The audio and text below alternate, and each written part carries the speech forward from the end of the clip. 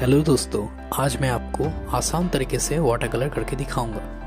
Video को last तक देखिए। अगर आप नए हैं हमारे चैनल पे तो जल्दी से हमारे चैनल को सब्सक्राइब कीजिए ताकि आगे भी हमें मोटिवेशन मिलती रहे।